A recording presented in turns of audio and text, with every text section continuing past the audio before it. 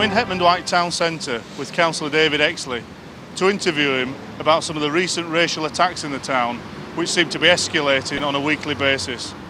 David, there's always been problems in this town, but the attacks that we've seen over the last weekend just go too far. Can you give us some rundown on what's happened? Yeah, the area where they've taken place is an area there has been long-standing problems there with antisocial behaviour. But what happened last weekend, and I understand the weekend before, marks a very, very serious escalation in those problems.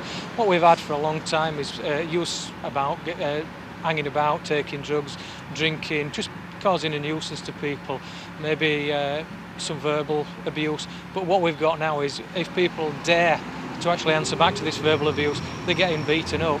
And when I say beaten up, they're not just getting a crack, they're being beaten to the ground, and in this particular case, the head stamped on. This is something that we're not going to tolerate. Now, you say this particular case, this is the photograph of the young man that it happened to, and this is actually taken a few days after. What happened with this particular attack, do you know?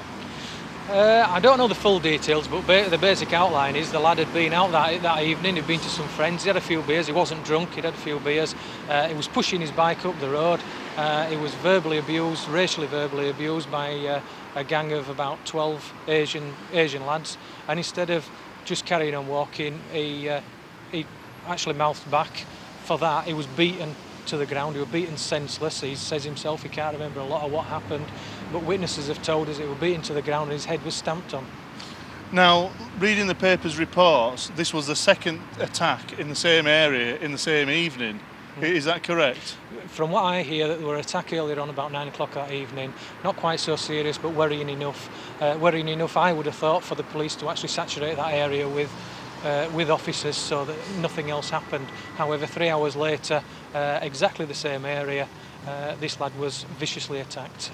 This is questions I've already raised with the police.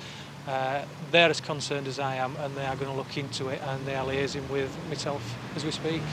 Now, I've read all the reports in the local newspapers about this, and although the perpetrators have been classed as Asian, there hasn't been a racial element mentioned.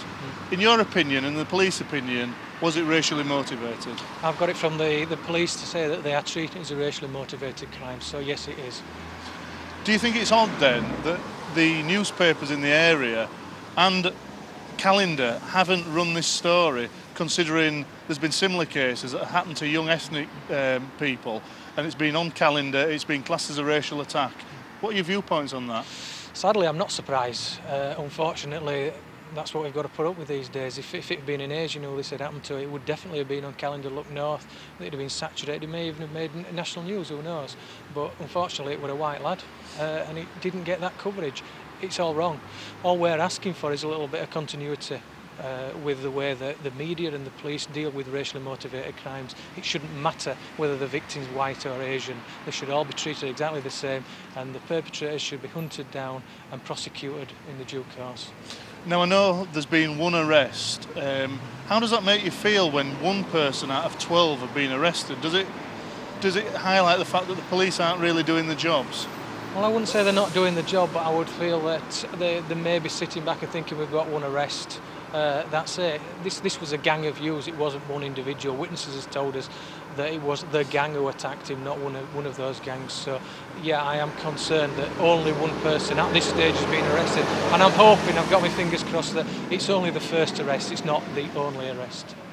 Now, you're a councillor in this town and have been for a couple of years now.